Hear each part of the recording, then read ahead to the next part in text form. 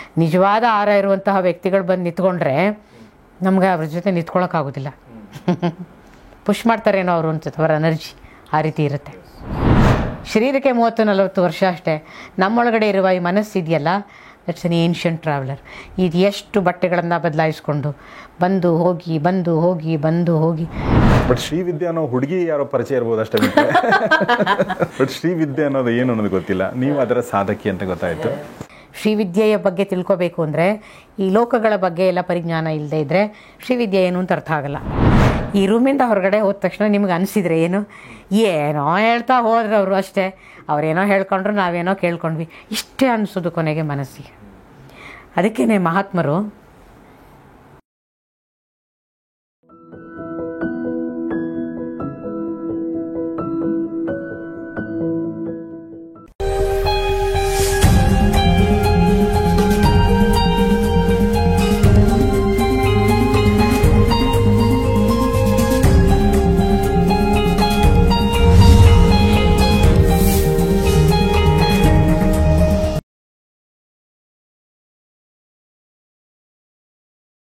ಸ್ನೇಹಿತರೆ, ಮಾನಸ ಸರೋವರ ಕಾರ್ಯಕ್ರಮದಲ್ಲಿ ಗುರುಮಾ ಅಂದರೆ ಸಕಲ್ಮಾ ನಮ್ಮೊಂದಿಗಿದ್ದಾರೆ. ನಾವು ಸಾಕಷ್ಟು ವಿಚಾರಗಳನ್ನ ಈವರೆಗೆ ಮಾತಾಡಿದ್ದೀವಿ. ಇನ್ನೊಂದು ನನಗೆ ಇವ್ರನ್ನ ಪರಿಚಯ ಮಾಡಿಸಿದಾಗ ಶ್ರೀಲಕ್ಷ್ಮಿ ರಾಜ್ಕುಮಾರ್ ಅವರು ಹೇಳಿದ ಒಂದು ಶಬ್ದ ಏನಂದರೆ, ಅವರು ಶ್ರೀವಿದ್ಯಾ ಸಾಧಕರು ಅಂತ ನಾವು ಮಾತನ್ನು ಹೇಳಿದರು. ಫರ್ಗಿವ್ ಮೈ ಇಗ್ನರೆನ್ಸ್, ಬಟ್ ನನಗೆ ಶ್ರೀವಿದ್ಯಾ ಇನ್ನೋಸೆನ್ಸ್ ಬಟ್ ಶ್ರೀವಿದ್ಯಾ ಅನ್ನೋ ಹುಡುಗಿ ಯಾರೋ ಪರಿಚಯ ಇರ್ಬೋದು ಅಷ್ಟೇ. ತುಂಬಾ ಚೆನ್ನಾಗಿ ಡಿಸೈನ್ ಮಾಡಿದ್ದೀರಾ ನಿಮ್ಮ ಕ್ವಶನ್. ಬಟ್ ಶ್ರೀವಿದ್ಯೆ ಅನ್ನೋದು ಏನು ಅನ್ನೋದು ಗೊತ್ತಿಲ್ಲ. ನೀವು ಅದರ ಸಾಧಕಿ ಅಂತ ಗೊತ್ತಾಯ್ತು. ಸೊ ಏನು ಆ್ಯಕ್ಚುಲಿ ಅದು?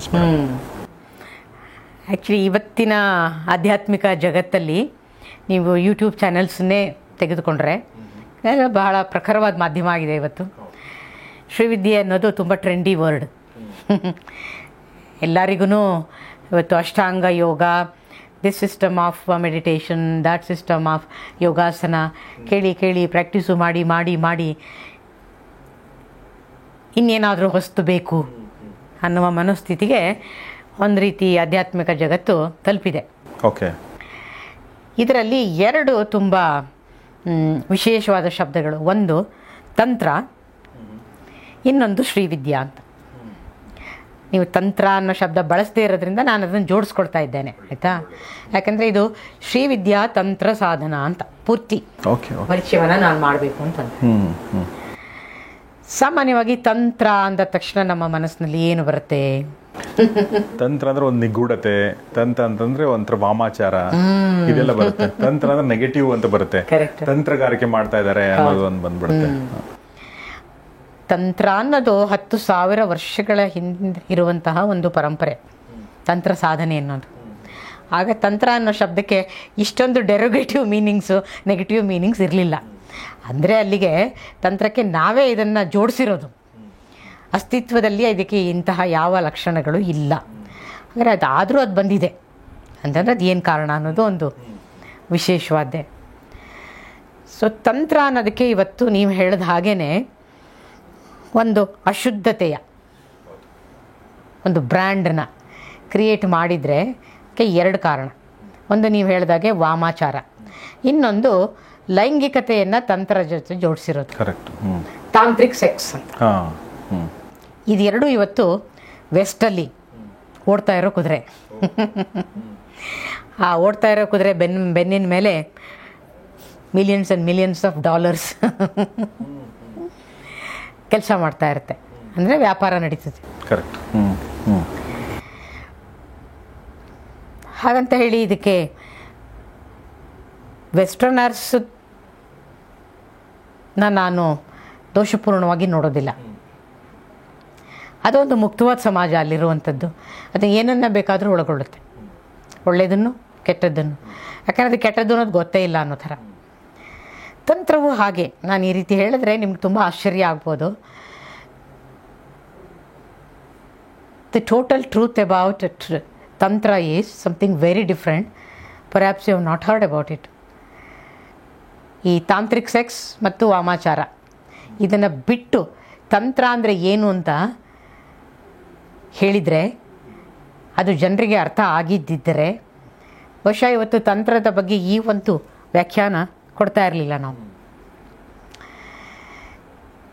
ಸಂಸ್ಕೃತದಲ್ಲಿ ನಿಮಗೆ ಗೊತ್ತಿರೋ ಹಾಗೆ ಒಂದು ಶಬ್ದಕ್ಕೆ ನೂರಾರು ಅರ್ಥಗಳು ಇರುತ್ತೆ, ಡಿಪೆಂಡಿಂಗ್ ಆನ್ ದ ಕಾಂಟೆಕ್ಸ್ಟ್ ಅಲ್ವಾ. ಹಾಗೆ ಸೊ ನೀವು ಹೇಳಿ ತಂತ್ರ ಅಂದರೆ ತಂತ್ರಗಾರಿಕೆ, ಮೋಸ ಮಾಡುವಂಥದ್ದು, ಮ್ಯಾನಿಪುಲೇಷನ್, ಈ ಅರ್ಥಗಳು ಇದೆ, ಇಲ್ಲ ಅಂತಲ್ಲ. ತಂತ್ರ ಅಂದರೆ ಎಂಜಿನಿಯರಿಂಗ್, ಗೊತ್ತಾನೆ, ತಂತ್ರಜ್ಞಾನ ಅಲ್ವೇ ಎಂಜಿನಿಯರಿಂಗ್ ಅಂದರೆ. ಬಹುಶಃ ಅದಕ್ಕೆ ಸದ್ಗುರು ಅದಕ್ಕೆ ಇನ್ನರ್ ಎಂಜಿನಿಯರಿಂಗ್ ಅಂತ ಹೆಸರಿಟ್ಟಿರಬೇಕು. Because is also what is teaching is tantra, but he never said it because the world was not ready for it, not ready for that word ಅಲ್ವೇ. ಹಾಗೆ ಸ್ವಾಮಿ ರಾಮ್ ಅವರು ವೆಸ್ಟ್ಗೆ ಹೋದಾಗಲೂ ಕೂಡ, though he was a great Shri Vidya adept and a great tantrik, ಅವರ entire rishi parampara without any exception, name any rishi, they were all ತಾಂತ್ರಿಕ್ ಅಡೆಪ್ಟ್ಸ್. ನಮಗೆ ಗೊತ್ತಿಲ್ಲ ಅದು. Okay, ಅಂದರೆ ತಂತ್ರ ಸಾಧನೆ ಮಾಡಿದಂಥವ್ರು. ಓಕೆ, ತಂತ್ರ ಸಾಧನೆಯಲ್ಲಿ ಮೇರು ಶಿಖರವನ್ನು ತಲುಪದಂಥವ್ರು. ಹಾಗಾಗಿ ದೇವಲೋಕವನ್ನು ನಡಗಿಸುವಂತಹ ತಾಕತ್ತು ಅವರಿಗೆ ಇತ್ತು ಅಂತ. ದೇವಲೋಕಕ್ಕೆ ಹೋಗೋದು, ಸೂರ್ಯಲೋಕಕ್ಕೆ ಹೋಗೋದು, ಸತ್ಯಲೋಕಕ್ಕೆ ಹೋಗೋದು, ಸ್ವರ್ಗಲೋಕಕ್ಕೆ ಹೋಗೋದು ಅಂದರೆ ಈ ರೂಮಿಂದ ಆ ರೂಮಿಗೆ, ಆ ರೂಮಿಂದ ಈ ರೂಮಿಗೆ ನೀವು ಓಡಾಡ್ತಿರಲ್ಲ, ಹಾಗೆ ಮಾಡ್ತಾರೆ ಅವ್ರು ಇವತ್ತಿಗೂ. ಆಯಿತಾ? ಸೊ ತಂತ್ರ ಅಂತಂದರೆ ಸಂಸ್ಕೃತದಲ್ಲಿ ತನೋತಿ ಇತಿ ತ್ರಾಯತೆ ಅಂತ ಡೆಫಿನಿಷನ್ ಈ ತನೋತಿ ಇತಿ ತ್ರಾಯತೆ ಅಂತ. ಅಂದರೆ ಯಾವುದು ವಿಕಾಸದ ಮೂಲಕ ನಿಮ್ಮನ್ನು ರಕ್ಷಣೆ ಮಾಡುತ್ತೋ ಅದೇ ತಂತ್ರ ಅಂತ.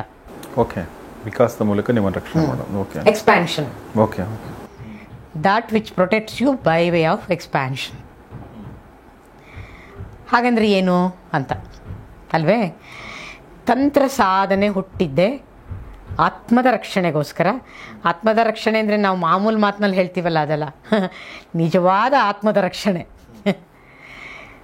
ಆ ಆತ್ಮದ ರಕ್ಷಣೆಗಾಗಿ ಮತ್ತು ನಮ್ಮ ಈ ಒಂದು ಪ್ರಜ್ಞಾವಲಯ ಏನಿದೆ, ಕಾನ್ಷಿಯಸ್ನೆಸ್ ಅಂತ ಹೇಳ್ತೀವಿ ನಾವು, ಅದರ ವಿಸ್ತಾರವನ್ನು ಮಾಡ್ಕೊಳ್ಳೋದ್ರಿಂದ ನಮ್ಮ ಆತ್ಮದ ರಕ್ಷಣೆ ಆಗುತ್ತಲ್ಲ, ಅದಕ್ಕೆ ತಂತ್ರ ಅಂತ ಹೇಳ್ಬೋದು. ಇದಕ್ಕೂ ತಾಂತ್ರಿಕ್ ಸೆಕ್ಸ್ಗೂ ವಾಮಾಚಾರಕ್ಕೂ ಎಲ್ಲಿಯ ಕನೆಕ್ಷನ್? ಹಾಗಾದರೆ ಅದಿಲ್ವಾ ಅಂದರೆ ಅದಿದೆ. ನೀವು ಹೇಳಿರೋ ಎರಡೂ ಇದೆ, ಆದರೆ ಜಗತ್ತು ಇವತ್ತು ತಗೊಂಡಿರುವ ಅರ್ಥದಲ್ಲಲ್ಲ. ಕೆಲವೇ ಮಂದಿ ಸೆಲ್ಫಿಶ್ ಪೀಪಲ್ ತಂತ್ರವನ್ನು ಇದಕ್ಕೆ ಬಳಸ್ಕೊಂಡು ಅದನ್ನೇ ಹೈಲೈಟ್ ಮಾಡಿ ಜಗತ್ತಿಗೆ ಅದೇ ಸತ್ಯ ಅನ್ನೋ ಥರ ಹೇಳಿದಾಗೆ. ಧರ್ಮದ ಹೆಸರಿನಲ್ಲೂ ಇಂಥವು ನಡೀತದಲ್ವ.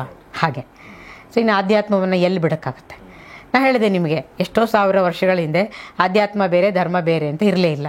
ಆದರೆ ಸ್ವಾಮಿ ರಾಮ ಅವರು ವೆಸ್ಟ್ಗೆ ಹೋದ್ಮೇಲೆ ಏನಂತ ಹೇಳ್ತಿದ್ರು ಅಂದರೆ, spirituality begins where religion ends ಅಂತ. ಯಾಕಂದರೆ ಸ್ವಾರ್ಥಪರವಾದಂತಹ religious heads, irrespective of any religion, ಎಲ್ಲ ಧರ್ಮಗಳಲ್ಲೂ ಮತಾಂಧರು ಇದ್ದೇ ಇದ್ದಾರೆ. ಆಯಿತಾ? ಯಾವುದೋ ಒಂದರಲ್ಲಿದ್ದಾರೆ ಇನ್ನೊಂದರಲ್ಲಿ ಇಲ್ಲ ಅಂತಿಲ್ಲ. ಯಾಕೆ ಹೇಳಿ? ಈ ಎಲ್ಲ ಧರ್ಮಗಳ ಹಿಂದೆ ಇರೋದೇ ಇದೇ ಮನಸ್ಸು. ಯಾವ ದೇಶದಲ್ಲಿದ್ದರೇನು ಈ ಮನಸ್ಸು ಒಂದೇ. ಇವಕ್ಕೆ ಇರುವಂತಹ ರಾಗದ್ವೇಷಾದಿಗಳು ಎಲ್ಲವೂ ಒಂದೇ.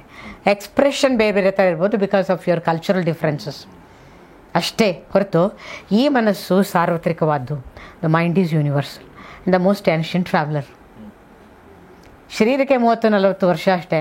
ನಮ್ಮೊಳಗಡೆ ಇರುವ ಈ ಮನಸ್ಸಿದೆಯಲ್ಲ, ದಟ್ಸ್ ಎನ್ ಏನ್ಷಿಯಂಟ್ ಟ್ರಾವೆಲರ್. ಇದು ಎಷ್ಟು ಬಟ್ಟೆಗಳನ್ನು ಬದಲಾಯಿಸ್ಕೊಂಡು ಬಂದು ಹೋಗಿ ಬಂದು ಹೋಗಿ ಬಂದು ಹೋಗಿ ಎಷ್ಟೋ ಲಕ್ಷ ಯೋನಿಗಳಿದೆ ಅಂತ ನಮ್ಮ ಶಾಸ್ತ್ರಗಳು ಹೇಳ್ತವೆ. ಆ ಎಲ್ಲ ಯೋನಿಗಳಲ್ಲೂ ಅನುಭವಗಳನ್ನು ಪಡ್ಕೊಂಡು ಈ ಮನಸ್ಸು ದಾಟ್ಕೊಂಡು ಪ್ರಯಾಣ ಮಾಡ್ಕೊಂಡು ಬರ್ತಾಯಿದೆ. ಆಯಿತಾ? ಹೀಗೆ ಇರುವಾಗ ತಂತ್ರವನ್ನು ನಾವು ನೋಡಬೇಕಾಗಿರುವಂತಹ ದೃಷ್ಟಿಕೋನವನ್ನು ರೀಡಿಫೈನ್ ಮಾಡಬೇಕಾಗಿದೆ ಅಂತ ನಾನು ಹೇಳೋದು. ಶ್ರೀವಿದ್ಯೆ ಅಲ್ಲ. ಹಾಂ, ತಂತ್ರ ಅನ್ನೋದು ಇಟ್ಸ್ ಎ ಬಿಗ್ ಅಂಬ್ರೆಲಾ. ಎಷ್ಟು ದೊಡ್ಡದು ಅಂತ ಕೇಳಿದ್ರೆ ನೀವು ಬ್ರಹ್ಮಾಂಡದಷ್ಟೇ ದೊಡ್ಡದು. ಬ್ರಹ್ಮಾಂಡ ಎಷ್ಟು ದೊಡ್ಡದು ನೀವು ನನ್ನನ್ನು ಕೇಳಿದರೆ, ಅದಕ್ಕೆ ಯಾವುದಕ್ಕೆ ಅಳತೆ ಆಕಾರ ದಿಕ್ಕುಗಳಿಲ್ವೋ ಅದೇ ಬ್ರಹ್ಮಾಂಡ. ನೀವು ಅದರಲ್ಲಿ ಏನನ್ನು ಬೇಕಾದರೂ ಮ್ಯಾನಿಫೆಸ್ಟ್ ಮಾಡ್ಬೋದು. ನೀವು ಮಾಡ್ತಾ ಇದ್ದೀರಿ. ಈಗ ಈ ಸ್ಟುಡಿಯೋನ ನೀವು ಮ್ಯಾನಿಫೆಸ್ಟ್ ಮಾಡಿಲ್ವಾ? ಎಲ್ಲಿಟ್ರಿ ಈ ಸ್ಟುಡಿಯೋನ? ಸ್ಪೇಸಲ್ಲಿ ತಾನೇ ಇಟ್ರಿ. ಹೌದು, ಅದೇ ಬ್ರಹ್ಮಾಂಡ ಅಂದರೆ. ಆ ರೀತಿ ನೀವು ಎಷ್ಟು ಫರ್ನಿಚರನ್ನು ಬೇಕಾದ್ರೂ ಈ ಒಂದು ಬ್ರಹ್ಮಾಂಡದೊಳಗೆ ಒಗಾಯಿಸ್ತಾನೆ ಇರ್ಬೋದು. ಎಷ್ಟೆಷ್ಟು ಮಾಡ್ತೀರೋ ಅಷ್ಟು ಹಿಗ್ತಾ ಹೋಗುತ್ತದೆ ಅದು. ಇದು ಕಲ್ಪನೆ ಮಾಡ್ಕೊಳ್ಳೋಕೆ ಸಾಧ್ಯನೇ ಇಲ್ಲ. ಮಲ್ಟಿಪಲ್ ಗ್ಯಾಲಕ್ಸೀಸ್ ಈ ಬ್ರಹ್ಮಾಂಡದೊಳಗಿದೆ. ಅಂಥ ಒಂದು ಬ್ರಹ್ಮಾಂಡದ ಒಳಗಡೆಗೆ, ಪೃಥ್ವಿ ಒಳಗಡೆಗೆ ನಾವು ಬದುಕಿದ್ದೀವಿ ಅಂದರೆ ನಂಬಕ್ಕೆ ಸಾಧ್ಯನಾ ಹೇಳಿ? ಇದನ್ನು ನಾನು ಈ 14 ಲೋಕಗಳ ಒಂದು ಚಿಂತನೆಯನ್ನು ನನ್ನ ಪುಸ್ತಕದಲ್ಲಿ ಮೆಸೇಜಸ್ ಆಫ್ ದಿ ಹಿಮಾಲಯನ್ ಸೇಜಸ್ಸಲ್ಲಿ ಕೂಡ ಬರೆದಿದ್ದೇನೆ. ಯಾಕೆಂದರೆ ಅದು ಕಾಂಟೆಕ್ಸ್ಚುಯಲ್ ಆಗಿ ಶ್ರೀವಿದ್ಯೆಯ ಬಗ್ಗೆ ತಿಳ್ಕೋಬೇಕು ಅಂದರೆ ಈ ಲೋಕಗಳ ಬಗ್ಗೆ ಎಲ್ಲ ಪರಿಜ್ಞಾನ ಇಲ್ಲದೆ ಇದ್ದರೆ ಶ್ರೀವಿದ್ಯೆ ಏನು ಅಂತ ಅರ್ಥ ಆಗಲ್ಲ. ಯಾಕೆಂದರೆ ಶ್ರೀವಿದ್ಯೆ ಅಂದ್ರೇ ಬ್ರಹ್ಮಾಂಡ ಇನ್ ಎ ಕ್ಯಾಪ್ಸೂಲ್ ಅಂತ ನಾನು ಹೇಳ್ತೀನಿ. ನನ್ನ ಇನ್ನೊಂದು ಪಾಡ್ಕಾಸ್ಟಲ್ಲಿ ಅವ್ರು ಅದೇ ಕ್ಯಾಪ್ಷನ್ ಕೊಟ್ಟಿದ್ರು, ಶ್ರೀವಿದ್ಯೆ ಇನ್ ಎ ಕ್ಯಾಪ್ಸೂಲ್ ಅಂತ ಹೇಳಿ. ಯಾಕೆಂದರೆ ಬ್ರಹ್ಮಾಂಡ ಅಷ್ಟು ದೊಡ್ಡದು, ಅದನ್ನು ನಮ್ಗೆ ಅರ್ಥ ಮಾಡ್ಕೊಳಕ್ಕಾಗಲ್ಲ. ನಮ್ಮ ಇಮ್ಯಾಜಿನೇಷನ್ ಅಷ್ಟು ದೂರ ಹರಿಲಿಕ್ಕೆ ಸಾಧ್ಯವೇ ಇಲ್ಲ. ಹಾಗಾಗಿ ಬ್ರಹ್ಮಾಂಡ ಇದೆ ಅನ್ನೋದು ನಾವು ನಂಬೋದಕ್ಕೆ ನಮಗೆ ಕಷ್ಟ ಅನಿಸ್ತದೆ. ಆದರೆ ಆಧ್ಯಾತ್ಮಿಕ ಇದರಲ್ಲಿ ಶಾಸ್ತ್ರಗಳಲ್ಲಿ ಏನು ಹೇಳ್ತಾರೆ ಅಂದರೆ, ಮೋಕ್ಷ ಅನ್ನುವಂಥದ್ದು ಬೇಕು ಅಂದರೆ ಅದನ್ನು ಅಪವರ್ಗ ಅಂತಲೇ ಹೇಳ್ತಾರೆ ಶಾಸ್ತ್ರಗಳಲ್ಲಿ. ಮೋಕ್ಷ ಅನ್ನೋದು ನನಗೆ ಬೇಕು ಅಂತಂದರೆ ಮೊಟ್ಟ ಮೊದಲನೇದಾಗಿ ಕ್ವಾಲಿಫಿಕೇಷನ್ ಏನು ಅಂದರೆ, ನನಗೆ ಬ್ರಹ್ಮಾಂಡ ಅನ್ನೋದೊಂದು ಇದೆ ಅನ್ನೋದು ಬಗ್ಗೆ ನಂಬಿಕೆ ಇರಬೇಕು. ನೀನು ನೋಡಿಲ್ಲದೆ ಇರ್ಬೋದು, ನಂಬಿಕೆ ಬೇಕು. ಹಾಗಾಗಿ ನಂಬಿಕೆ, ಶ್ರದ್ಧೆ ಮತ್ತು ಶರಣಾಗತಿ, ಈ 3 ಕ್ವಾಲಿಟೀಸು ಒಬ್ಬ ಆಧ್ಯಾತ್ಮಿಕ ಅನ್ವೇಷಣೆಕಾರನಿಗೆ ಬೇಕು. ಇಲ್ಲದ್ರೆ ಈಗ ನೋಡಿ, ಇಷ್ಟೊತ್ತು ನಾನು ಹೇಳಿರೋ ಕಥೆಗಳನ್ನು ಕೇಳಿಸ್ಕೊತಾ ಇದ್ದೀರಿ. ಈ ರೂಮಿಂದ ಹೊರಗಡೆ ಹೋದ ತಕ್ಷಣ ನಿಮ್ಗೆ ಅನಿಸಿದರೆ ಏನೋ ಹೇಳ್ತಾ ಹೋದ್ರೆ ಅವರು ಅಷ್ಟೇ, ಅವರೇನೋ ಹೇಳ್ಕೊಂಡ್ರು, ನಾವೇನೋ ಕೇಳ್ಕೊಂಡ್ವಿ, ಇಷ್ಟೇ ಅನಿಸೋದು ಕೊನೆಗೆ ಮನಸ್ಸಿಗೆ. ಅದಕ್ಕೇ ಮಹಾತ್ಮರು ಏನೂ ಮಾತಾಡಲ್ಲ. ಅದಕ್ಕೆ ನಮ್ಮಂಥವ್ರನ್ನ ಕಳಿಸ್ತಾರೆ, ಬ್ಲಾಬರ್ ಇಂಥದ್ದನ್ನೆಲ್ಲ ಒಂದಷ್ಟು ಹೇಳಿ ಎಲ್ಲೋ 1000 ಜನ ಕೇಳಿದ್ರೆ ಒಬ್ರಿಗಾದರೂ ಏನೋ ಇರ್ಬೋದೇನೋ ಅಂತ ಅನಿಸ್ತು. ಈ ರೇಷಿಯೋ ಇಷ್ಟೇನೆ ಇದು, ಲಕ್ಷಕ್ಕೊಬ್ಬರು. ಈ ಶ್ರೀವಿದ್ಯೆ ಎಲ್ಲಿಗೆ ಬರುತ್ತೆ? ಸೊ ಈ ಬ್ರಹ್ಮಾಂಡದ ಬಗ್ಗೆ ಏನು ಜ್ಞಾನವಿದೆ ಅದನ್ನು ತಂತ್ರದಲ್ಲಿ ಸಾವಿರಾರು ಪರಂಪರೆಗಳಲ್ಲಿ ಈ ವಿದ್ಯೆಯನ್ನು ಕೊಟ್ಟಿದ್ದಾರೆ. ಡಿಫ್ರೆಂಟ್ ವೇಸಲ್ಲಿದೆ ಅದು. ಎಷ್ಟಪ್ಪ ಅಂದರೆ ಸಾಗರದ ಆಳವನ್ನು ಹೇಗೆ ನಮಗೆ ಅಳಿಲಿಕ್ಕಾಗಲ್ವೋ ಹಾಗೆ ತಂತ್ರದ ವಿಸ್ತಾರ ಏನನ್ನೋದು ಅಳಿಲಿಕ್ಕೆ ಸಾಧ್ಯ ಇಲ್ಲ. ಇಂಥದ್ದನ್ನು ಕೊಟ್ಟಿರುವಂತಹ ದೇಶ ನಮ್ಮದು ಅನ್ನೋದ್ರ ಬಗ್ಗೆ ನಮಗೆ ಮೊಟ್ಟ ಮೊದಲಿಗೆ ಅಭಿಮಾನ ಬೆಳೆದಾಗ ಈ ದೇಶ ನಿಜವಾದ ಅರ್ಥದಲ್ಲಿ ಪ್ರಗತಿಪರವಾಗತ್ತೆ ಅಂತ ಹೇಳೋದು ನಾನು. Maybe it's an emotional statement, but there is truth behind it. ಆಯಿತಾ? ಸೊ ಈ ಒಂದು ತಂತ್ರದ ಜಗತ್ತಲ್ಲಿ ಶ್ರೀವಿದ್ಯೆ ಅನ್ನೋದು ಒಂದು ಭಾಗ. ಶ್ರೀವಿದ್ಯೆ ಅಂತಂದರೆ ಸುಪ್ರೀಂ ವಿದ್ಯಾ ಅಥವಾ ನಾಲೆಡ್ಜ್ ಅಂತ ಹೇಳ್ತೀವಿ. ಇಂಗ್ಲೀಷ್ಗೆ ಸಂಸ್ಕೃತದ ಎಲ್ಲ ಶಬ್ದಗಳನ್ನು ಸರಿಯಾದ ಅರ್ಥದಲ್ಲಿ ಹಿಡಿಯೋ ಶಕ್ತಿ ಇಲ್ಲ. ಹಾಗಾಗಿ ನಾಲೆಡ್ಜ್ ಅನ್ನೋದು it's A wrong translation actually. ಬೇರೆ ಏನು ಶಬ್ದ ಇಲ್ಲದೆ ಇರೋದ್ರಿಂದ ಅದನ್ನು ಹೇಳಬೇಕಾಗಿದೆ. ತಾಂತ್ರಿಕ ಜಗತ್ತಿನಲ್ಲಿ ವಿದ್ಯೆ ಅಂತಂದರೆ ಅದು ಫೀಮೇಲ್ ಡಯಟಿಗೆ, ಸ್ತ್ರೀ ದೇವತೆಗೆ ಸಂಬಂಧಪಟ್ಟದ್ದನ್ನು ಮಾತ್ರ ವಿದ್ಯೆ ಅಂತ ಕರೆಯೋದು. ಬಾಕಿ ವಿದ್ಯೆಗಳನ್ನೆಲ್ಲ ಜ್ಞಾನ ಅಂತ ಹೇಳೋದು. ಹೌದಾ? ಹಾಗಾಗಿ ಈ ಒಂದು ಶಕ್ತಿ ಉಪಾಸನೆ ಅಂತ, ಶ್ರೀವಿದ್ಯೆ ಶಕ್ತಿ ಉಪಾಸನೆ, ಪ್ಯೂರ್ಲಿ ಶಕ್ತಿ ಉಪಾಸನೆ, ಬೇರೆ ಇನ್ನೇನೂ ಇಲ್ಲ ಇದರಲ್ಲಿ. ಈ ಶಕ್ತಿ ಉಪಾಸನೆಯನ್ನು ಮಾಡುವಾಗ ಅದರಲ್ಲಿ 10 ವೆರೈಟೀಸ್ ಇದೆ. ಅದಕ್ಕೆಲ್ಲ ನಾನು ಹೋಗಲ್ಲ. ನೀವು ಶ್ರೀವಿದ್ಯೆ ಅಂತ ಪರ್ಟಿಕ್ಯುಲರ್ ಆಗಿ ಕೇಳಿರೋದಕ್ಕೆ ಮಾತ್ರ ಹೇಳ್ತಾ ಇದ್ದೀನಿ ನಾನು. ಶ್ರೀವಿದ್ಯಾ ಅನ್ನೋದು ಹುಡುಗಿ ಹೆಸರು ಅಂದ್ರಲ್ವ ನೀವು? ಹೌದು, ಅದು ಸ್ತ್ರೀ ದೇವತೆಯ ಹೆಸರು. ಆಕೆಯನ್ನೇ ಶ್ರೀವಿದ್ಯಾ ಅಂತ ಕರೆಯುವಂಥ, ಅವಳೇ ಶ್ರೀವಿದ್ಯಾ ಅಂತ.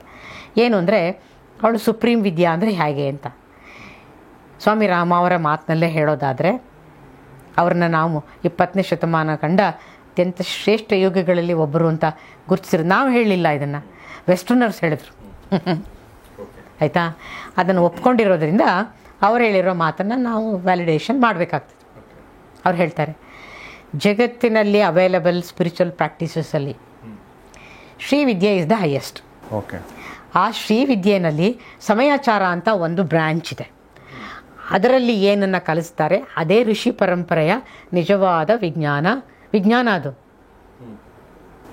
ಅದೇ ಶ್ರೀವಿದ್ಯೆ. ಸಮಯಾಚಾರ? ಹಾಂ, ಅದೇ ನೀವು ಆ ಪ್ರಶ್ನೆ ಕೇಳಲಿ ಅಂತಲೇ ಅದನ್ನು ನಾನು ಹೇಳೋದು. This is called creating the taste. ಸಾಹಿತ್ಯದಲ್ಲೂ ಕೆಲಸ ಮಾಡಲ್ವೇ ನೀವು? ಮಾಡ್ತೀರಿ ಅಲ್ವಾ? ಉತ್ತಮವಾದ ಪುಸ್ತಕಗಳನ್ನು ಬರೆದು ಜನರಿಗೆ ಉತ್ತಮವಾದ ಪುಸ್ತಕದ ಬಗ್ಗೆ ಅಭಿರುಚಿ ಹುಟ್ಟಿಸೋ ಕೆಲಸ ಮಾಡ್ತೀರೋ ಇಲ್ವಾ? ಅದೇ ಕೆಲಸ ನಾವು ಮಾಡಬೇಕಾಗಿರೋದು. ಹಾಗಾಗಿ ಶ್ರೀವಿದ್ಯೆ, ನೀವೇನು ಪ್ರಶ್ನೆ ಸಮಯಾಚಾರ. ಸಮಯಾಚಾರ ಈ ತಂತ್ರದಲ್ಲಿ ಶಕ್ತಿ ಉಪಾಸನೆಯಲ್ಲಿ 3 ಮಾರ್ಗಗಳು ಪ್ರಾಮಿನೆಂಟ್ ಆಗಿದೆ ಅಂತ ಗುರುತಿಸ್ತಾರೆ. 3. ಮೊದಲನೇದು ಕೌಲ ಮಾರ್ಗ ಅಂತ, ಎರಡನೇದು ಮಿಶ್ರ ಮಾರ್ಗ ಅಂತ, ಮೂರನೇದನ್ನು ಸಮಯಾಚಾರ ಅಂತ ಹೇಳ್ತಾರೆ. ಈ ಕೌಲ ಮಾರ್ಗದಲ್ಲಿ ಆ್ಯಕ್ಚುಲಿ ತಾಂತ್ರಿಕ್ ಟೆಕ್ಸ್ಟ್ ಎಲ್ಲ ಬೇರೆ ಬೇರೆ ರೀತಿ ಮಾತಾಡ್ತವೆ. ನನಗೆ ಸ್ವಾಮಿರಾಮ ಅವ್ರು ಹೇಳಿರೋದು ತುಂಬ ಅಪೀಲಿಂಗ್ ಅನಿಸ್ತು. ಯಾಕೆ ಅಂದರೆ this is the appropriate way of telling to the modern mind ಅಂತ. So picked up his style consciously. ಅವರೇನು ಹೇಳ್ತಾರೆ, ಕೌಲ ಮಿಶ್ರ ಸಮಯ ಅನ್ನೋದು ಮೇಲ್ನೋಟಕ್ಕೆ ಕಾಣುವ ಬೇರೆ ಬೇರೆ systems of practice in Srividya ಅಂತ ಹೇಳಿ. ಆದರೆ ಅದನ್ನು ಸ್ವಲ್ಪ ಗಹನವಾಗಿ ನೋಡಿದರೆ ಅದು different states of consciousness that are given to the human mind. What a beautiful way of saying ಇದು. ಏನು, ಕೌಲ ಮಾರ್ಗದಲ್ಲಿ ಎಲ್ಲವೂ ಕೂಡ ಬಹಿರ್ಯಾಗ ಅಂತ ಹೇಳ್ತಾರೆ, ಎಲ್ಲ ಎಕ್ಸ್ಟರ್ನಲ್ ಪ್ರಾಕ್ಟೀಸಸ್. ಫಾರ್ ಎಕ್ಸಾಂಪಲ್ ಪೂಜೆ ಮಾಡೋದು. ಈಗ ನಮ್ಮ ಮನೆಗಳಲ್ಲೆಲ್ಲ ಪೂಜೆ ಮಾಡ್ತೀವಲ್ಲ, ನಮಗೆ ಅದು ಎಲ್ಲಿಂದ ಆರಿಜಿನ್ ಅಂತ ಗೊತ್ತಿಲ್ಲ ನಮಗೆ. ಅದು ಆರಿಜಿನ್ ಇರೋದೇ ತಂತ್ರದಲ್ಲಿ, ಆದರೆ ಇರೋದೇ ಕೌಲ ಮಾರ್ಗದ ಒಂದು ಭಾಗ. ಅದು ಒಂದು ಭಾಗ. ದೇವ್ರ ಮನೆಗಳಲ್ಲಿ ದೇವರನ್ನಿಟ್ಟು ಪೂಜೆ ಮಾಡೋದು. ಸೊ ಕೌಲ ಮಾರ್ಗದಲ್ಲಿ ಅದನ್ನು ಬಾಹ್ಯವಾದಂತಹ ಆಬ್ಜೆಕ್ಟ್ಸನ್ನು ಇಟ್ಕೊಂಡು ಪೂಜೆ ಮಾಡೋದು. ನಮಗೆ ಗೊತ್ತಿರೋ ಪೂಜಾ ಸಾಮಗ್ರಿಗಳಲ್ಲದೆ ಯಂತ್ರಗಳನ್ನು ಇಟ್ಕೊಳ್ಳೋದು. ಬೇಕಾದಷ್ಟು ಯಂತ್ರಗಳನ್ನು ನಾವು ನೋಡಿರ್ತೀವಿ. ಗಣೇಶ ಯಂತ್ರ ಕ್ಯಾಲೆಂಡರ್ಗಳಲ್ಲಿರುತ್ತೆ, ಅವತ್ತು ಫೋಟೋಗಳಲ್ಲಿರುತ್ತೆ. ಮಂಡಲಗಳು ಅಂತ ಇರ್ತದೆ, ಅನೇಕ ಸಾವಿರಾರು ದೇವತೆಗಳ ಫೋಟೋಸ್ ಇರುತ್ತೆ. ಎಲ್ಲವೂ ಕೂಡ ಒಂದೊಂದು ಕಾನ್ಷಿಯಸ್ನೆಸ್ಸಿನ ಎಕ್ಸ್ಪ್ರೆಷನ್ಸ್. ಅದನ್ನು ಆಗಿನ ಕಾಲಕ್ಕೆ ಪ್ರತಿಮಾ ಮಾಧ್ಯಮವಾಗಿ ಬಳಸಿದ್ರು. ಸಾಹಿತ್ಯದಲ್ಲಿ ಪ್ರತಿಮೆ ಅನ್ನೋದು ಎಂಥ ದೊಡ್ಡ ವಿಷಯ ಅಲ್ವಾ, ಆ ಸಿಂಬಲ್. ಅದು ನೀವು ತಂತ್ರಕ್ಕೆ ಹೋಗ್ತೀರಾ, ತಂತ್ರದಲ್ಲಿ ಬಳಸಿರೋಷ್ಟನ್ನ ನೀವು ಸಾಹಿತಿಗಳು ಬಳಸೋಕೆ ಸಾಧ್ಯವೇ ಇಲ್ಲ. Kind of exploration they have done that through which you can attain salvation. ಮೋಕ್ಷ ಅನ್ನೋದನ್ನು ಪಡೆಯೋದಕ್ಕೆ ಪ್ರತಿಮಾ ಮಾರ್ಗ ಅಂತಲೇ ಇದೆ. ಅದು ಒಂದು ದೊಡ್ಡ branch of practice in Srividya. ನಾವು ನೈವೇದ್ಯಗಳು ಉಪಚಾರಗಳು ಅಂತ ಮನೆಯಲ್ಲಿ ಷೋಡಶೋಪಚಾರ ಪೂಜಾ ಕೆಲವರಾದರೂ ಮಾಡ್ತಾರೆ, 2 ಉಪಚಾರ, ಕೊನೆಗೆ ಏರಿಲ್ದಿದ್ರು ಮನೆಯಲ್ಲಿ ಒಂದು ಊದುಗಡ್ಡಿನಾರ ಹಿಂಗೆ ಅಂದ್ಬಿಟ್ಟು ಬಸ್ ಸ್ಟ್ಯಾಂಡಿಗೆ ಓಡೋರು ಇದ್ದಾರೆ ಜನ ಅಲ್ವೇ. ಇವೆಲ್ಲವೂ ಕೂಡ ತಂತ್ರದ ಮೂಲದಿಂದನೇ ಬಂದಿರೋದು ಉಪಚಾರಗಳು ಅಂತ. ಅಂದರೆ ಭಗವತಿಯನ್ನು, ಇಲ್ಲಿ ಭಗವತಿ ಯಾಕೆಂದರೆ ಸ್ತ್ರೀ ದೇವಿಯನ್ನು ಮಾಡ್ತಾ ಇರೋದ್ರಿಂದ ತೃಪ್ತಿಪಡಿಸಿ ಸಂತೋಷ ಪಡಿಸಿದರೆ ಅವಳು ನಮಗೆ ವರಗಳನ್ನು ಕೊಡ್ತಾಳೆ. ಇಟ್ಸ್ ಎ ಕಾಮನ್ ಅಂಡರ್ಸ್ಟ್ಯಾಂಡಿಂಗ್ ಅಲ್ವೇ, ಅದು ಸತ್ಯವೇ. ಏನು ವರಗಳನ್ನು ಕೊಡ್ತಾಳೆ ನೀವೇನು ಕೇಳ್ತಿರೋದು. ನಾಳೆ ನಿಮಗೆ ಈ ಸ್ಟುಡಿಯೋ ತುಂಬ ಚಿಕ್ಕದಾಯಿತು, ಒಂದು ದೊಡ್ಡ ಸ್ಟುಡಿಯೋ ಮೊದಲಿದ್ದಾಗೆ ಮಾಡಬೇಕು ಅಂತ ಅನಿಸಿದರೆ ಅವಳನ್ನು ಕೇಳಿದರೆ ಕೊಡ್ತಾಳೆ. ನಿಮಗೆ ಕೇಳೋದು ಹೇಗೆ ಅಂತ ಗೊತ್ತಿರಬೇಕು. ಅದನ್ನು ಇವತ್ತಿನ ಆಧುನಿಕ ವಿಜ್ಞಾನ ಏನಂತ ಕರೀತೆ, ಮ್ಯಾನಿಫೆಸ್ಟೇಷನ್ ಪವರ್. ಈ ಮ್ಯಾನಿಫೆಸ್ಟೇಷನ್ ಪವರಿಗೆ 3 ಶಕ್ತಿಗಳು ಬೇಕು. ಮತ್ತು ಇದು ನೀವು ಮಾತಾಡುವಂತಹ ರಿಮೋಟು ಆಯಿತಾ, ಅದರಲ್ಲಿ ಇಚ್ಛಾಶಕ್ತಿ, ಆಕಿನ ಒಬ್ಬ ದೇವತೆ ಇಚ್ಛಾಶಕ್ತಿ, ಜ್ಞಾನಶಕ್ತಿ, ಕ್ರಿಯಾಶಕ್ತಿ ಅಂತ. ಈ 3 ಶಕ್ತಿಗಳ ಸಮ್ಮಿಲನವಾದಾಗ ಯು ಕ್ಯಾನ್ ಮ್ಯಾನಿಫೆಸ್ಟ್ ಎನಿಥಿಂಗ್. ಎಷ್ಟಪ್ಪ ಅಂದರೆ ಇವತ್ತಿಗೂ ಋಷಿಗಳು ಮಲ್ಟಿಪಲ್ ಲೋಕಗಳನ್ನು ಸೃಷ್ಟಿ ಮಾಡ್ತಾ ಇರ್ತಾರೆ, ನಾಶ ಮಾಡ್ತಾ ಇರ್ತಾರೆ. ಅದಕ್ಕೆ ಭಗವತಿಯನ್ನು ಉಪಾಸನೆ ಮಾಡಿ ಅವರು ಸಿದ್ಧಿಸ್ಕೊಂಡಿರುವಂಥದ್ದು. ಯಾಕೆಂದರೆ ಭಗವತಿಯನ್ನು ನಾನು ಕರೆಯೋದು ಅಖಿಲಾಂಡ ಕೋಟಿ ಬ್ರಹ್ಮಾಂಡ ನಾಯಿಕ ಅಂತ ಅವಳನ್ನು ಕರೆಯೋದು. ಅಖಿಲಾಂಡ ಕೋಟಿ ಮಲ್ಟಿಪಲ್ ಗ್ಯಾಲಕ್ಸಿಸಿನ ಓನರ್ ಅವಳು. ಸೃಷ್ಟಿ, ಸ್ಥಿತಿ, ಲಯ, ತಿರೋಧಾನ, ಅನುಗ್ರಹ, ಈ 5 ಮಾಡ್ತಾನೇ ಇರ್ತಾಳೆ ಅವಳು ಅಂತ. ತಿರೋಧಾನ, ಅನುಗ್ರಹ. ಹಾಂ, ಸೃಷ್ಟಿ, ಸ್ಥಿತಿ, ಲಯ ಎಲ್ರಿಗೂ ಗೊತ್ತು. ಈ 2 ಇದೆಯಲ್ಲ, ಇದು ಪ್ಯೂರ್ಲಿ ತಾಂತ್ರಿಕ್ ಅಂಡರ್ಸ್ಟ್ಯಾಂಡಿಂಗ್. ಏನು ತಿರೋಧಾನ ಅಂತಂದರೆ ಇಲ್ಲಿ ಭಗವತಿ ಎಕ್ಸ್ಪ್ಲನೇಷನ್ನ ನಾವು ಭಗವತಿ ಅಂತ ಬಳಸ್ತೀವಿ. ಅವಳೇ ಸೃಷ್ಟಿಯನ್ನು ಮಾಡೋದು. ಅದಕ್ಕೆ ಒಬ್ಬನನ್ನು ಅಟ್ಯಾಚ್ ಮಾಡಿದ್ದಾರೆ, you are in charge of ಅಂತ. ಅವನನ್ನು ಬ್ರಹ್ಮ ಅಂತ ಕರಿತೀವಿ ನಾವು. ಆಮೇಲೆ ಮೇಂಟೆನೆನ್ಸ್ಗೆ ವಿಷ್ಣುವನ್ನು, ಆಯಿತಾ. ನಂತರ ರುದ್ರ, ಶಿವ ಅಲ್ಲ, ರುದ್ರನನ್ನು the destructive aspect of Shiva ಅಂತ ಕರೆಯೋದು. ಈ 3 ಅವರು 3 ಜನ ದೇವತೆಗಳು ಮಾಡಿದ ಮೇಲೆ ಇವಳು ಅದನ್ನು it cellular level, I am using the modern language, ಕೋಶಗಳ ಮಟ್ಟದಲ್ಲಿ ಅದನ್ನು ಹೀರ್ಕೊಳ್ತಾಳೆ ಅವಳು. As the highest transcendental supreme consciousness ಅವಳು, ಹಾಂ, ಭಗವತಿ. ಹೀರ್ಕೊಂಡು ಅದನ್ನು ಮತ್ತೆ ರಿಫ್ರೆಶ್ ಮಾಡಿ, ನೀವು ರೀಸೈಕ್ಲಿಂಗ್ ಅಂತೀರಲ್ವ ಇವತ್ತಿಗೆ, ಪ್ರಕೃತಿನಲ್ಲೂ ಅದೇ ನಡೀತಾ ಇರೋದು. ಅದಷ್ಟನ್ನು ಅವಳು ಹೀರ್ಕೊಂಡಾಗ ಅದನ್ನು ಪ್ರಳಯ ಅಂತ ಕರೆಯುವಂಥದ್ದು. ಈ ಪ್ರಳಯಗಳು ಇಡೀ ಬ್ರಹ್ಮಾಂಡದಲ್ಲಿ ನಡೀತಾನೆ ಇರುತ್ತೆ. ಸೃಷ್ಟಿನೂ ನಡೀತಾ ಇರುತ್ತೆ ಒಂದು ಕಡೆಯಿಂದ, ಮೇಂಟೆನೆನ್ಸು ನಡೀತಾ ಇರುತ್ತೆ, ಮತ್ತು ಡಿಸ್ಟ್ರಕ್ಷನ್ನು ನಡೀತಾ ಇರುತ್ತೆ, ಲಯವೂ ನಡೀತಾ ಇರುತ್ತೆ. ಆಮೇಲೆ ಏನಾಗುತ್ತೆ ಅಂತ ಯಾರಿಗೂ ಗೊತ್ತಿಲ್ಲ ಅದು. ಆಮೇಲೆ it the supernatural level, beyond metaphysical level, ಅತೀಂದ್ರಿಯ ಶಕ್ತಿ ಅಂತ ನೀವೇನು ಹೇಳ್ತೀರಿ, ಆ ಮಟ್ಟದಲ್ಲಿ ಅದು ರೀಸೈಕಲ್ ಆಗಿ ಎಲ್ಲಾದರೂ ಡರ್ಟ್ ಅದು ಡಿಸ್ಟ್ರಕ್ಷನ್ ಅನ್ನೋದು ಅಲ್ವೇ, ಮತ್ತೆ ಅದನ್ನು ಹೊಸ ಜೀವಕೋಶಗಳನ್ನು ಕೊಟ್ಟು ಹೊಸದಾಗಿ ಈ ಲೋಕವನ್ನು ಸೃಷ್ಟಿ ಮಾಡೋದು ನಡೀತಾ ಇರುತ್ತೆ. ಹಾಗಾಗಿ ಆಕೆಯನ್ನು ಒಲಿಸ್ಕೊಂಡ್ರೆ ಲೋಕಗಳನ್ನು ಸೃಷ್ಟಿ ಮಾಡೋದು, ಲೋಕಗಳನ್ನು ನಾಶ ಮಾಡೋದು ಎಲ್ಲವೂ ಅವ್ರ ಕೈನಲ್ಲಿ ಇರುತ್ತೆ. ಆದರೆ ಅದು ಎಂತಹ ಒಂದು ಡೈನಮೈಟ್ ಅಂದರೆ it is been guarded very secretly. ಹಾಗಾಗಿ ತುಂಬ ಜನಕ್ಕೆ ಇವತ್ತಿನ ಜಗತ್ತಿನಲ್ಲಿ ಶ್ರೀವಿದ್ಯಾ ಅನ್ನೋದು ಇದೆ, ಬಟ್ ಅದನ್ನ ಹೇಗೆ ಕಲ್ತ್ಕೊಳ್ಳೋದು, ಯಾರ ಹತ್ರ ಕಲ್ತ್ಕೊಳ್ಳೋದು, ಸಿಗೋಲ್ಲ. But you are teaching it. ಹಾಂ, ಓಕೆ. ಯಾಕೆಂದರೆ ನನಗೆ ನನ್ನ ಪರಂಪರೆಯಿಂದ ಆದೇಶ ಆಗಿದೆ, the rest of your life this is the mission of your life ಅಂತ. ಎಷ್ಟು ವರ್ಷ? 35 ವರ್ಷ ಶ್ರೀವಿದ್ಯಾ ಸಾಧನೆ ಮಾಡಿದ ಮೇಲೆ ನನ್ನ ಗುರು ಪರಂಪರೆ ಹೇಳಿತು. ನೀವು 35 ವರ್ಷ ಸಾಧನೆ ಮಾಡಿದ ಮೇಲೆ 92ನಲ್ಲಿ ನಾನು ದೀಕ್ಷೆ ತೊಗೊಂಡಿದ್ದು ಶ್ರೀವಿದ್ಯಾ. ಈ ಮಂತ್ರ ದೀಕ್ಷೆ ಅಂತ ತಾವು ಹೇಳಿದ್ರಿ, ಮಂತ್ರ ದೀಕ್ಷೆ ಕೊಟ್ಟರು ಅಂತ. ಏನು ಹಂಗಂದ್ರೆ ಮಂತ್ರ ದೀಕ್ಷೆ ಅಂದರೆ? ಮಂತ್ರ ಅಂದರೆ ವೆಸ್ಟರ್ನರ್ಸ್ ಎಲ್ಲ ಅದನ್ನು ಸೀಕ್ರೆಟ್ ಸಿಲೆಬಲ್ಸ್ ಅಂತ ಟ್ರಾನ್ಸ್ಲೇಟ್ ಮಾಡ್ತಾರೆ. ಪವಿತ್ರವಾದಂತಹ ಶಬ್ದಗಳು ಅಂತನೋ ಅಥವಾ ವೈಬ್ರೇಷನ್ಸ್, ಸ್ಪಂದನ ಅಂತ ಹೇಳ್ತಾರೆ. ಅದಕ್ಕೂ ಒಂದು ತಂತ್ರದಲ್ಲಿ ಹೇಳಿ, ಮನನಾತ್ ತ್ರಾಯತೆ ಇತಿ ಮಂತ್ರ. ತ್ರಾಯತೆ ಅಂದರೆ ಪ್ರೊಟೆಕ್ಟ್ ಮಾಡುತ್ತೆ ಅಂತ. ಯಾವುದು? ಮಂತ್ರ. ಯಾವಾಗ? ಮನನಾಥ್. ಅದನ್ನು ನಿರಂತರವಾಗಿ ಹೇಳ್ಕೊಳ್ತಾ ಇದ್ರೆ ಆಗ ನಿನ್ನೊಳಗಡೆಗೆ ಅದು ಒಂದು ಎನರ್ಜಿಯನ್ನು ಉತ್ಪತ್ತಿ ಮಾಡುತ್ತೆ. ಅನುಭವಕ್ಕೆ ಬರುತ್ತೆ ನಿಮಗೆ ಅದು ಮಾಡಿದರೆ, ಕತೆ ಅಲ್ಲ ಇದು, ಆಯಿತಾ?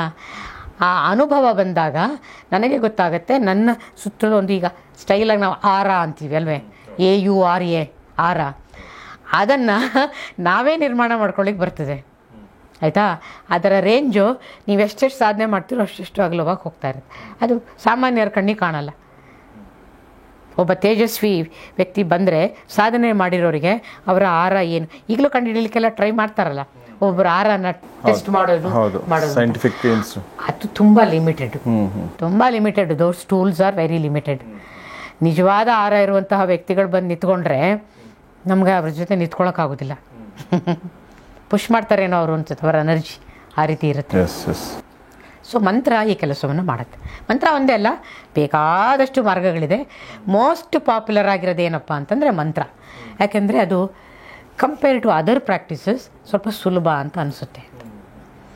ನೀವು ಒಬ್ಬ ಸಂಸಾರಸ್ಥೆ ಆಗಿದ್ದು, ಗಂಡ ಮಕ್ಕಳು ಎಲ್ಲ ಇದ್ಕೊಂಡು ನೀವು ಈ ಮತ್ತು ಯಾಕೆ ಇದನ್ನು ಹೇಳ್ತೇನೆ, ಕೆಲವರಿಗೆ ಅನಿಸುತ್ತೆ ಇದೆಲ್ಲ ನಮ್ಮಂಥವ್ರಿಗೆಲ್ಲ, ಇದೆಲ್ಲ ಬಿಟ್ಟು ಹೋದವ್ರಿಗೆ ನಾನೇನು ಬಿಟ್ಟಿಲ್ಲಪ್ಪ ಅನ್ನೋದಿದೆ.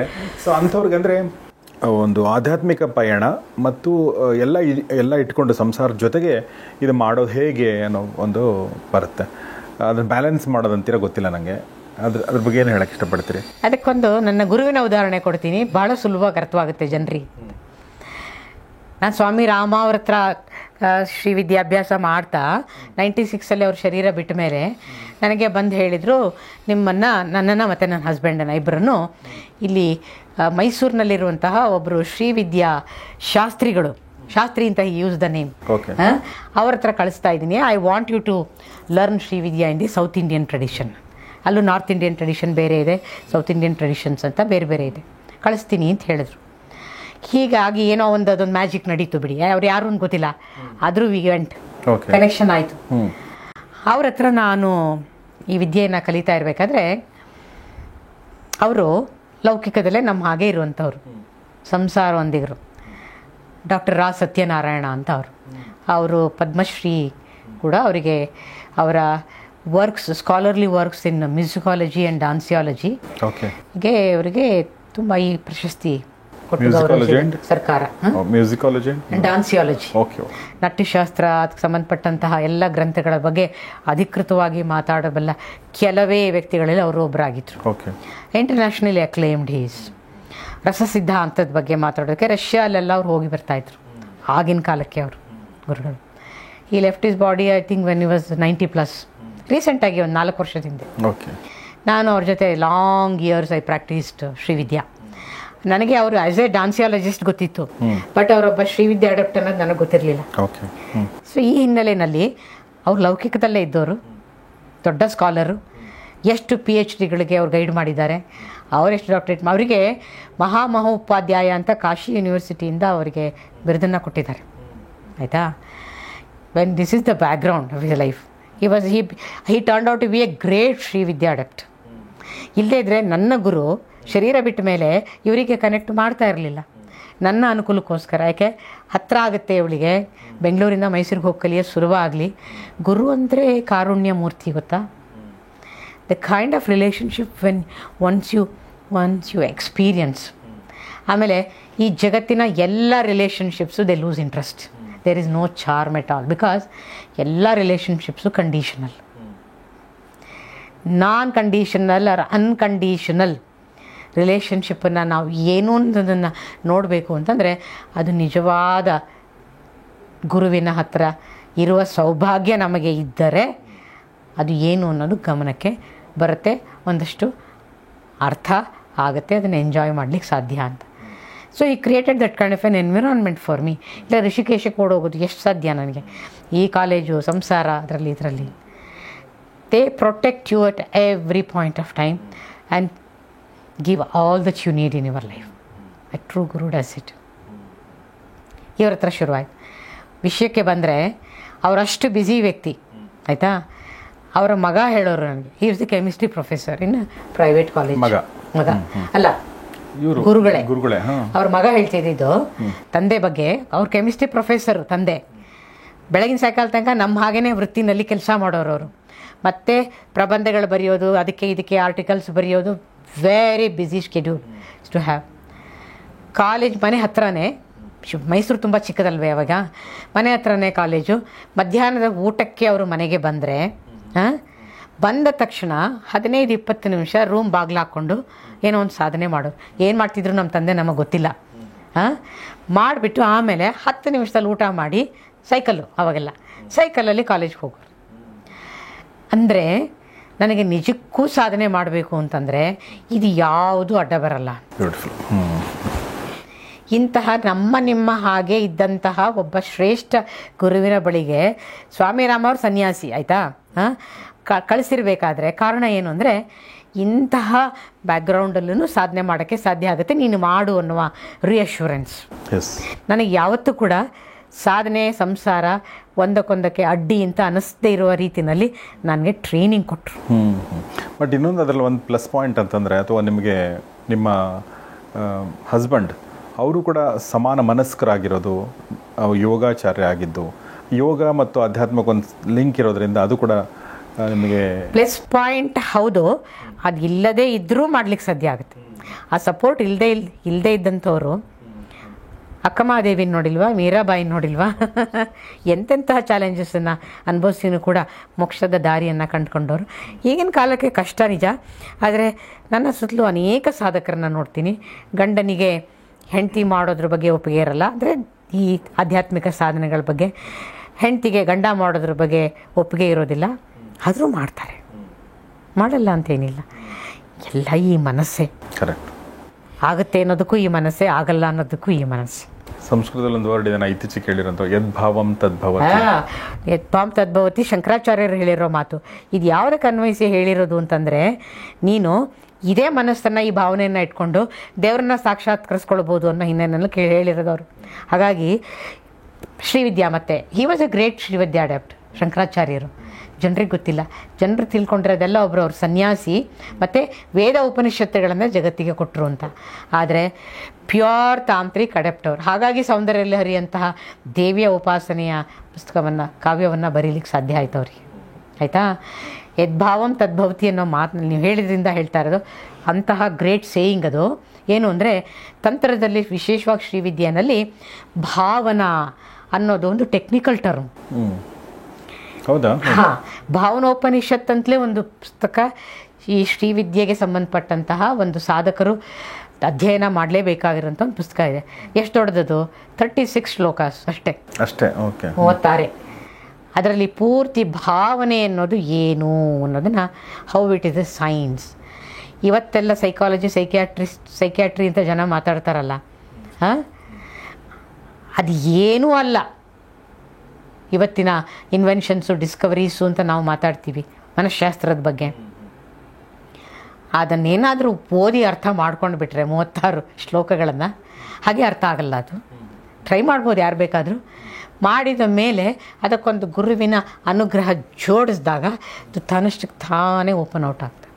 ಇಂಥ ಶಾಸ್ತ್ರ ಗ್ರಂಥಗಳೆಲ್ಲ ಅದಕ್ಕೆ ಅದು ರಹಸ್ಯಮಯ ಅಂತ ಹೇಳೋದು. ಯಾರು ಬೇಕಾದರೂ ಓದ್ಬೋದು, ಯಾರು ಬೇಕಾದರೂ ಓದ್ಬೋದು, ಎಷ್ಟು ಸರ್ತಿ ಬೇಕಾದರೂ ಓದ್ಬೋದು. ಆದರೆ ನಿಮಗೆ ಅದು ಅನ್ರೇವಲ್ ಆಗಬೇಕಂತ ಏನಿಲ್ಲ. ಅಷ್ಟೇ ಇದರ ಸೀಕ್ರೆಟ್. ಅದರಲ್ಲಿ ಭಾವನಾ ಅನ್ನೋದಕ್ಕೆ ಸಾವಿರಾರು ಪುಟಗಳ ಕಾಮೆಂಟ್ರೀಸ್ ಬರೆದುಬಿಟ್ಟಿದ್ದಾರೆ 36 ಶ್ಲೋಕಗಳಿಗೆ. ಒಂದೇ ವಾಕ್ಯದಲ್ಲಿ ನಾನು ಹೇಳಬೇಕಷ್ಟೇ ಈಗಿನ ಕಾಂಟೆಕ್ಸ್ಟಲ್ಲಿ ಏನು ಅಂದರೆ, it is the extraordinary spiritual concentration which is Bhavana.